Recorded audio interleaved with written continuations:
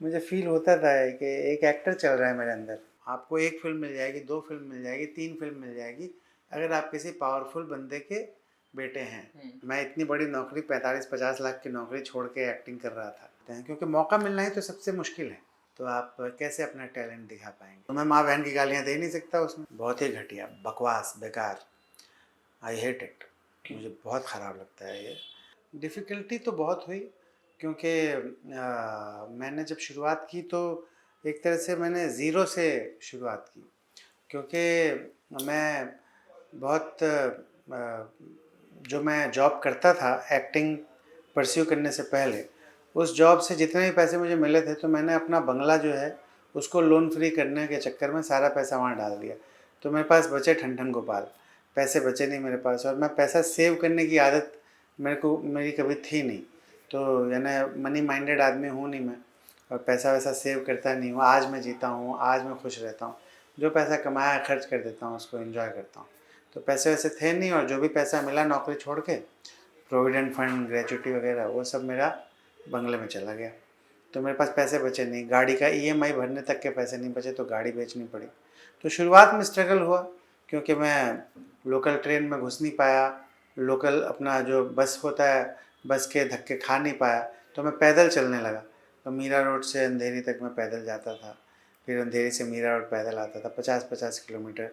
लेकिन वो सब शुरुआत के 6 महीने तक चला। फिर ऐड फ़िल्मों में मुझे अमित शर्मा, जो कि बधाई हो के डायरेक्टर हैं, उन्होंने मुझे ब्रेक दिया। गजराज राव सर ने मुझे काम दिया। तो ऐड फ़िल्मों का मैं स्टार बन गया 6 महीने के अंदर, और बहुत सारी ऐड फ़िल्में, 4 साल में कुछ 350 ऐड फ़िल्में कर गया मैं। उसके बाद फिर ये अपना 10-15 टीवी शोज़ मैंने किए जिसमें कैमियोज़ करता था। जी। मैं कंटिन्यूटी का कैरेक्टर नहीं करता था। मुझे लगता था कि मेरा ओरिजिनल चेहरा अगर एक्सपोज़ हो गया तो फ़िल्म स्टार मैं बनना चाहता था। तो मुझे लगता था कि फ़िल्में मुझे नहीं मिलेंगी। लोगों को ये लगेगा कि यार ये तो टीवी पे ओवर एक्सपोज़्ड है, तो इसको काम मत दो फ़िल्मों में। कौन इसको टेलीविज़न पे रोज़ देखते हैं, तो इसके लिए टिकट खरीद के कौन जाएगा थिएटर में पिक्चर देखने। तो इसीलिए कंटिन्यूटी का कैरेक्टर नहीं करता था मैं। लेकिन फिर सुशांत सिंह राजपूत का जब मैंने देखा कि पवित्र रिश्ता वो करते थे, टीवी एक्टर थे, मेन लीड थे, और अचानक फ़िल्म आई काय पोछे और वो फ़िल्म स्टार बन गए। मैंने कहा जब इनका हो सकता है, वो भी पटना से ही थे। मैंने कहा जब इनका हो सकता है तो मेरा क्यों नहीं हो सकता। तो फिर भाभी जी में कंटिन्यूटी का कैरेक्टर मुझे ऑफ़र हुआ था उसी समय जब काय पोछे आई थी। तो मैंने कहा कि कर लेता हूँ, तो फिर भाभी जी मैंने किया। लेकिन उसके बाद मुझे फ़िल्में भी, उसके पहले ही मुझे मर्दानी में मौका मिल गया था, प्रदीप सरकार ने मुझे मौका दिया था। तो फ़िल्में भी कुछ-कुछ मैं कर ही रहा था। तो फिर भाभी जी भी किया। फ़िल्में 25 फ़िल्में, 25-30 तो मिनिमम फ़िल्में मैं कर चुका हूँ पिछले 15 साल में। बल्कि और थोड़ी ज़्यादा ही होंगी क्योंकि कुछ रिलीज़ नहीं भी हुई हैं। मुझे लगता है 30-35 फ़िल्में कर ली हैं मैंने। हमेशा मैं नेचुरल एक्टर रहा हूँ। मैं हमेशा बचपन में ही, मुझे याद है, मैं वॉक करता था, मैं बातें करता था, कुछ भी करता था ना तो एक मुझे फ़ील होता था कि एक एक्टर चल रहा है मेरे अंदर। वो फीलिंग बचपन से ही थी। बचपन में ही मैंने कुछ थिएटर भी किया था, उसमें भी बहुत अच्छा रिस्पॉन्स मिला था मुझे, लोगों ने बहुत तारीफ़ की थी। मैंने एक ड्रामा कॉम्पिटिशन में बचपन में ही बेस्ट एक्टर का अवार्ड जीता था। 12 साल का मैं था और मैंने 70 साल के बूढ़े का रोल किया था। 12-13, मुश्किल से कितना, बहुत रहा हूँगा तो 14-15 साल का रहा हूँगा, और मैंने 70 साल के बुड्ढे का रोल किया था। ओके। और मुझे बेस्ट एक्टर का अवार्ड मिला था उसमें। नहीं, डिफरेंस तो बहुत है। डेली सोप जो है उसमें आप एक ही किरदार में बंधे रहते हैं। आपको प्रिपरेशन का बिल्कुल टाइम नहीं मिलता है। आपको 5 मिनट पहले स्क्रिप्ट दी जाती है एक पेज की, और आपको डिलीवर करना है 5 मिनट में याद करके, 10 मिनट, है ना? तो उसके लिए टाइम नहीं रहता है। तो वो अलग चीज़ है, टेलीविज़न अलग चीज़ है, फ़िल्में अलग चीज़ है। फ़िल्मों में आपको थोड़ा टाइम मिल जाता है, फ़िल्मों में स्क्रिप्ट थोड़ी पहले, फ़िल्मों में स्क्रिप्ट थोड़ी पहले मिल जाती है, तो जी। हम उसको प्रिपेयर कर सकते हैं थोड़ा, है ना? और उसमें जमा के करते हैं, अच्छे से करते हैं, उसमें बहुत ज़्यादा जल्दबाज़ी में नहीं करते हैं, बजट उसका अच्छा रहता है, जी। बड़े स्क्रीन पे देख सकते हैं उसको। तो बहुत कुछ है, तो दोनों में बहुत फ़र्क है। लेकिन ये ज़रूर है कि फ़िल्में करने में मुझे बहुत ज़्यादा मज़ा आता है, क्योंकि उसमें वेब सीरीज़ करने में सबसे ज़्यादा मज़ा आता है। ओके। क्योंकि वेब सीरीज़ में क्या है कि आप एज एन एक्टर फ्री हो, आप कुछ भी कर सकते हो। अगर कोई कैरेक्टर है जो कि गाली देता है तो आप गाली दे सकते हो, टीवी में नहीं कर सकते हो। जी। एक तरह से फिल्मों में भी थोड़ा लिमिटेशन रहता है। हो सकता है कि डायरेक्टर ये सोच रहा है कि इसको ए सर्टिफिकेट नहीं मिलना चाहिए, तो मैं माँ बहन की गालियाँ दे नहीं सकता उसमें। अगर डायरेक्टर ने ये सोच लिया है कि ए सर्टिफिकेट वाली फिल्म तो नहीं बनाएंगे, तो मैं माँ बहन की गाली कैसे दूँ? लेकिन मेरा कैरेक्टर जो अंदर से चिल्ला रहा है माँ माँ की गाली दे दे यार, पर मैं दे नहीं सकता। देखो यार, अगर कोई गॉडफादर है, अगर आप इंडस्ट्री किड हो, अगर आपके कोई जानने वाले हैं जो कि बहुत पावरफुल हैं, तो इससे आपको लेवरेज तो रहता ही है, आपको अपॉर्चुनिटी जो है वो जल्दी मिलती है, आपको मौके मिलते हैं, क्योंकि मौका मिलना ही तो सबसे मुश्किल है। हो सकता है कि आप भी बड़े अच्छे एक्टर हो, माइंड ब्लोइंग एक्टर हो, आपके अंदर बहुत ज़बरदस्त एक्टिंग का टैलेंट हो, लेकिन अगर आपको मौका नहीं मिलेगा तो आप कैसे अपना टैलेंट दिखा पाएंगे? जी। तो अगर कोई पावरफुल बंदा है जो कि बैक कर रहा है किसी टैलेंट को, तो उस टैलेंट की ये खुशनसीबी है कि उसकी लाइफ में वो पावरफुल बंदा है। हो सकता है कि उसका पिता हो सकता है उसकी माता हो, है ना, कोई भी हो सकता है। तो वो चीज़ तो उसका ये फ़ायदा होता है। पर मेरे ख्याल से हमारी इंडस्ट्री की सबसे अच्छी बात ये है कि यहाँ टैलेंट सबसे ज़्यादा इम्पोर्टेंट है। अगर आपके पास सचमुच टैलेंट है, अगर आप हार्ड वर्किंग हैं और आप टैलेंटेड हैं, तभी आप चलेंगे, वरना मौके मिलेंगे आपको। आपको 1 फ़िल्म मिल जाएगी, 2 फ़िल्म मिल जाएगी, 3 फ़िल्म मिल जाएगी, अगर आप किसी पावरफुल बंदे के बेटे हैं या बेटी हैं। लेकिन अगर आप में टैलेंट नहीं है तो आप लंबा चलेंगे नहीं, है ना? ये एक इसमें इसमें एक्चुअली एक और इनसाइट मैं आपको बताता हूँ कि जैसे कोई बिजनेसमैन है, अब बिजनेसमैन ने अपने बेटे को अपना काम सौंपा कि भैया अब तू चला ये बिज़नेस, वो रिटायर हो गया। अब उसके बेटे को इंटरेस्ट नहीं है उस बिज़नेस में, तो वो क्या करेगा, 4 लोगों को हायर करेगा। उन 4 लोगों को हायर करेगा जो कि बहुत ज़्यादा पढ़े लिखे हैं, IIM अहमदाबाद से पढ़ के आए हैं, बिजनेस मैनेजमेंट का बड़ा बड़ा कोर्स करके आए हैं। तो 4 अलग अलग लोगों को वो हायर करके उनको सैलरी पर रख के अपना बिजनेस चलवा सकता है ना? जी। और उसका बिजनेस ग्रो भी करेगा। और ये बंदा इसको जो करना है वो करे, जाके गिटार बजाने का मन है गिटार बजाए, डांस करने का मन है डांस करे, गोवा में दारू पीना है तो वो कर ले, जो करने का मन वो करे, है ना? तो उसका बिजनेस सफ़र नहीं किया, उसने अपने बेटे को पास ऑन किया अपना बिजनेस, पर उसका बिजनेस सफ़र नहीं किया, उसका बिजनेस ग्रो किया। लेकिन एक्टिंग में ये है कि अगर कोई एक्टर है, उसने अपने बेटे को एज एन एक्टर लॉन्च करने की कोशिश की, या कोई प्रोड्यूसर है उसने अपने बेटे को, या कोई डायरेक्टर है उसने अपने बेटे या बेटी को एज एन एक्टर लॉन्च करने की कोशिश की, तो उसको मौका एक दिया उसने। लेकिन अगर क्योंकि कोई दूसरा बंदा आके उसके लिए एक्टिंग नहीं कर सकता ना, बिजनेस कोई दूसरा बंदा आके चला सकता है, पर एक्टिंग कैसे करेगा? एक्टिंग तो उसको खुद ही करनी है। तो उसमें टैलेंट जब तक है, नहीं होगा उसमें टैलेंट, तब तक वो अपने आप को प्रूव ही नहीं कर पाएगा, है ना? मेरा सबसे बड़ा ड्रीम प्रोजेक्ट ये है कि मैं मेन स्ट्रीम सिनेमा में काम करना चाहता हूँ, बड़े सुपरस्टार्स के साथ मैं मेन विलन का कैरेक्टर करना चाहता हूँ जी। मैं चाहता हूँ कि एकदम ऐसा कड़क मेन विलन, मेरा बॉडी बहुत फ्लेक्सिबल है, मैं एकदम 6 पैक बना लेता हूँ 1.5 महीने में। मैं कोई एकदम मेन स्ट्रीम मसाला फिल्म में, है एकदम मासी फिल्म, बिल्कुल शाहरुख खान साहब या सलमान खान साहब, वैसी कोई बड़ी फिल्म में मेन विलन का कैरेक्टर धमाकेदार।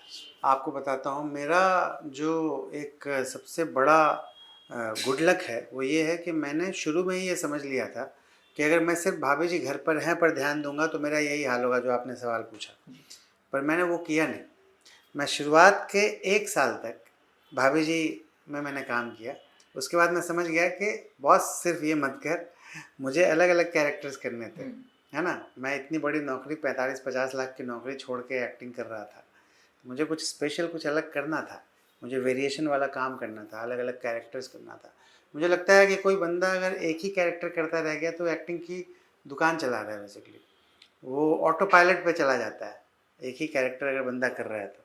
तो उसमें मज़ा नहीं आता है, तो आपको अलग अलग कुछ करना है। तो मैंने अलग अलग बहुत सारे काम किए हैं। तो अभी भी अगर मान लीजिए 10 लोग मेरे साथ फ़ोटो खिंचवाते हैं तो 4 लोग ही आई लाइक इट बोलते हैं। उसमें से 3 लोग ऐसे होते हैं जो आई लाइक इट जानते भी नहीं हैं, वो दुबे जी का हु इज़ योर डैडी जानते हैं। वो बोलते हैं ready sir who is your daddy, you know, वो बोलते हैं। तो मतलब ये कोई कोई छिछोरे का डायलॉग बोलता है, वाह बेटा लगता है तुम गू खा के ही मानोगे, है ना। तो मैं खुशनसीब हूँ कि मैंने वेरिएशन वाले काम किए हैं, अलग अलग बहुत सारे प्रोजेक्ट्स में अलग अलग कैरेक्टर किए हैं। मैंने बबली बाउंसर में 40 साल का सरदार का रोल किया था। उसके बाद नेक्स्ट फिल्म की शूटिंग जो मैंने की वो डरनचू की शूटिंग थी, उसमें मैं 28 साल का सरदार बना। सरदार में ही वेरिएशन आ गया, देखो, एक में 40 साल का सरदार, नेक्स्ट फिल्म में 28 साल का सरदार है। तो बहुत वेराइटी ऑफ कैरेक्टर्स मुझे पोर्ट्रे करने का मौका मिला है and I really feel fortunate for that. मेरे साथ बड़ी अच्छी मेमोरी रही। मैंने हालांकि लंबा काम नहीं किया उनके साथ, मेरा एक ही दिन का शूट था, लेकिन उसी एक दिन में उन्होंने मुझे बहुत इम्प्रेस किया। बहुत ही बढ़िया इंसान थे वो, हमेशा गाना वाना गाते रहते थे, अपने कैरेक्टर में बहुत रहते थे, बहुत जॉली मूड के इंसान थे, खूब बातें करते थे। मेरी बहुत तारीफ़ की उन्होंने मेरे परफॉर्मेंस की। एक सीन के लिए मैं गया था पर उनको मेरा परफॉर्मेंस इतना अच्छा लगा, थम्स अप, मुझे आज भी उनका फेस याद है, वेरी गुड, ये किया था उन्होंने। ये तो मेरे ख्याल से लाइफ चेंजिंग प्रोजेक्ट था मेरे लिए जी। भाभी जी घर पर हैं की वजह से ही सब कुछ हुआ। सबसे पहले मैं भाभी जी घर पर हैं की वजह से ही लोगों की नज़रों में आया, लोगों ने मुझे पहचाना, मुझे सराहा, मुझे इतना प्यार दिया, मेरी इतनी फ़ैन फॉलोइंग हुई। और फलन सबका कटेगा भी मुझे भाभी जी की वजह से ही मिला। अगर मैंने भाभी जी नहीं किया होता तो सिद्धार्थ सिंह गुप्ता मुझे नहीं देख पाते, और क्योंकि उन्होंने भाभी जी में मुझे देखा था, उसके बाद वहाँ से उन्होंने मुझे उठाया और अपहरण में कुछ एकदम अलग ही कैरेक्टर दे दिया। तो सक्सेना और दुबे जी दोनों दो अलग अलग कैरेक्टर हैं, कोई मैच नहीं है दोनों का, पर मुझे देखा, मुझे ये कैरेक्टर मिला भाभी जी की वजह से ना। तो भाभी जी का बहुत बड़ा रोल है मेरी लाइफ में और आखिरी सांस तक रहेगा। और मैंने अपने प्रोड्यूसर्स को बोला हुआ है साफ साफ कि मैं चाहे शाहरुख खान के लेवल का स्टार क्यों ना बन जाऊँ, मैं चॉपर से आऊँगा पर यहाँ शूटिंग छोड़ूंगा नहीं। मैं कभी भाभी जी नहीं छोड़ सकता, मैं इतना प्यार करता हूँ इस शो से। मेरा बेसिकली जो किरदार है ये एक बहुत बड़े राइटर हैं, उनकी शॉर्ट स्टोरीज़ पर बेस्ड है ये फिल्म। और बहुत ही यूनिक सब्जेक्ट है, इस सब्जेक्ट पे नहीं बनी है कोई फिल्म इंडिया में आज तक, बहुत ही यूनिक सब्जेक्ट है। और मेरा कैरेक्टर जो है वो यादगार है। मैं जो प्रोटैगनिस्ट हैं विक्रांत मैसी सर, उनका मैन फ्राइडे हूँ, उनके साथ रहता हूँ। और बहुत ही यूनिक कहानी, बहुत यूनिक और अलग कहानी है, आप देख के हैरान रह जाओगे। और संतोष सिंह का डायरेक्शन माइंड ब्लोइंग है। अपहरण 2 उन्होंने डायरेक्ट किया था, मैं थैंकफुल हूँ संतोष सर का जिन्होंने मुझे मौका दिया। प्रोफेशनलिज्म, बहुत ही प्रोफेशनल हैं वो, और बहुत दिल से काम करते हैं, अपनी लाइंस को हमेशा प्रिपेयर करते रहते हैं और मुस्कुराते रहते हैं और प्रोफेशनल बहुत हैं, फोकस्ड बहुत हैं, और यही सीखा मैंने उनसे जी। मुझे हर तरह का प्रोजेक्ट पसंद है क्योंकि मैं एज एन एक्टर सिर्फ एक ही चैलेंज मेरे मन में रहता है हमेशा, और वो चैलेंज ये है कि जब मैं किसी कैरेक्टर को करता हूँ तो मैं उस कैरेक्टर को कितना अंदर से फील कर पा रहा हूँ जी। तो जिस भी कैरेक्टर को मैं ज़्यादा फील कर लेता हूँ वो मेरे दिल के करीब आ जाता है। कैरेक्टर को फील करना है, और जो मीडियम है, जिस मीडियम पे वो आ रहा है उसके अपने रिस्ट्रिक्शंस होते हैं, है ना, तो उन रिस्ट्रिक्शंस के हिसाब से चलना है। तो मैं एज एन एक्टर सिर्फ और सिर्फ फीलिंग पे ध्यान देता हूँ कि मैं कितना फील कर पा रहा हूँ अपने किरदार को अंदर से, अंदर से वो फीलिंग, वो जिस सीन में मुझे लगता है इसमें मैंने बहुत फील कर लिया ना, बस उनको यही मैसेज होगा कि वो लोग ज़्यादा से ज़्यादा मेहनत करें, क्योंकि आजकल प्लेटफॉर्म्स बहुत हैं, काम बहुत है, लेकिन उसके साथ साथ कंपटीशन भी बहुत है जी, है ना। तो आप जितना ज़्यादा हो सके वो जेन्युइनली मेहनत करें और अपने क्राफ्ट को ज़्यादा से ज़्यादा निखारें। क्योंकि अगर मुझे जॉन अब्राहम से भी ज़्यादा अच्छी बॉडी बनानी है, तो अगर जॉन अब्राहम 4 घंटे एक्सरसाइज करते हैं तो मुझे 6 घंटे करना पड़ेगा। मुझे उनसे ज़्यादा मेहनत करनी पड़ेगी, तब उनसे ज़्यादा अच्छी बॉडी बना पाऊँगा ना। तो वही है, हार्ड वर्क करते रहिए लगातार, और ये समझ के चलिए कि कोई भी चीज़ ईज़िली नहीं मिलती है, और एक्टिंग मेरे हिसाब से दुनिया का सबसे मुश्किल काम है। लोगों को लगता है हमारे देश में ना, जिसको देखो या तो वो क्रिकेटर बनना चाहता है या वो एक्टर बनना चाहता है, और मैच कोई चल रहा है तो कमेंट करते हैं, अरे यार इसने क्या किया, ये अभी इसने कैसा बॉल डाला, इसने ये किया, गालियाँ देते हैं। वहाँ पे जाके पिच पे तुम खड़े हो जाओ विराट कोहली की जगह, हैं, तब पता चलेगा। जब बुमराह ऐसे बॉल डालता है, लगता है गोली आई है, गोली, है ना। तो आप वहाँ जाओगे तो पैंट गीली हो जाएगी भाई। तो आप बाहर से कमेंट करते रहते हो और आपको लगता है। और सबसे मज़े की बात यह है कि क्रिकेट में ना, आपको मैं मान लीजिए कोई 50 साल का बंदा है, अब उसको मैंने बोला चलो भाई मैच खेलते हैं, तो वो डर जाएगा, बोला नहीं नहीं नहीं नहीं जाना, वो सब यंगस्टर्स हैं, वो मारेंगे, वो उनका बॉल लग जाएगा। लेकिन अगर उनको उसको बोलूँगा आ जाओ रील बनाते हैं, तुरंत आ जाएगा वो। तो सबसे ज़्यादा जो लोग समझते हैं कि करने का, हर आदमी रेडी है एक्टिंग करने के लिए, हर आदमी। मेरा जो सबसे बड़ा हिट वायरल वीडियो है ना, वो एक नॉन एक्टर के साथ मैंने किया था, एक ऑटो वाला था, और उसने इतना अच्छा किया, क्या बताऊँ। तो हर आदमी रेडी हो जाता है एक्टिंग करने के लिए। तो सोचो आप एक्टिंग में कितना कंपटीशन है। मैं बहुत लकी हूँ कि मुझे बैड कमेंट कभी मिलता नहीं, मुझे हमेशा गुड कमेंट ही मिलता है, हमेशा मुझे प्यार मिलता है, क्योंकि मैं दिल से काम करता हूँ और मैं जेन्युइन रहने में विश्वास रखता हूँ। अब मैं जितना ज़्यादा जेन्युइन रहूँगा ना भाई, उतना ज़्यादा ऑडियंस भी जेन्युइन रहेगी।